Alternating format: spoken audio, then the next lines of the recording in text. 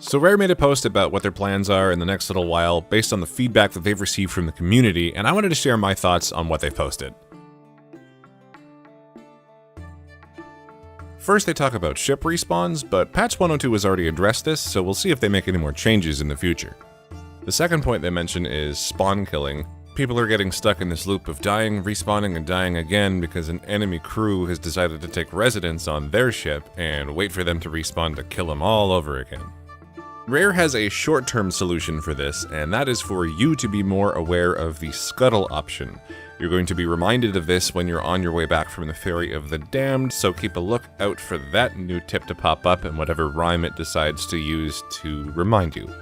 They're also looking into ways to have ships move from instance to instance if griefing actually occurs. Hopefully that works out pretty well, but apparently it's a pretty complicated solution, so we're going to have to wait a little longer for that. Hopefully this scuttle option is enough in the meantime. Rare goes on to talk about matchmaking options and brig abuse and how people are using the brig as a way to prevent a fourth person from joining their three-person party. And they're looking to make it possible to have your group be a private party so you can invite only your friends and not have to worry about a fourth person ruining your fun. An interesting line grabbed my attention in this paragraph, and it talks about having a larger crew in a sloop or a smaller crew in a galleon. But more specifically, I want to know what it's like to have 3 or 4 people in a sloop. Would it work better? Is it going to be overpowered? I'm interested to see if that plays out. They also talk about matchmaking settings for microphone play or similar language play, so you're able to find a party that's going to match your settings better.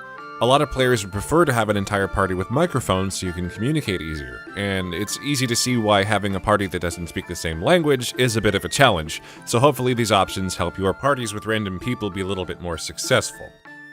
They talk about cheaters, the reports they've received, and some of the punishments they've put out there, including Xbox Live bans. This is kind of standard for most games nowadays, so there's really nothing specific or special to Sea of Thieves here, but it is something they want us to know that they're working on. Finally, they acknowledge that we, the community, have been eagerly awaiting news as to what the game is going to include soon. What kind of content could we look forward to? Is there a roadmap? They're going to release a video next week updating us on how they plan to evolve the game moving forward. They understand we want to see this as soon as possible, but they want to make sure they have the right plan, not just a plan. So hopefully there's a lot of interesting information in that video. I hope to bring that information to you as soon as it comes out. Let's get excited. So what are your thoughts on this post? I'm going to link the full post in the show description. I want to hear your thoughts on what Rare has done, what they're working on, and what their solutions are. If you'd like to see more Sea of Thieves information, I got news, I got tips, I got discussion, hit the like button, hit the subscribe button, leave a comment. Thank you so much for watching. Until next time, I am Mr. Christopher, signing off.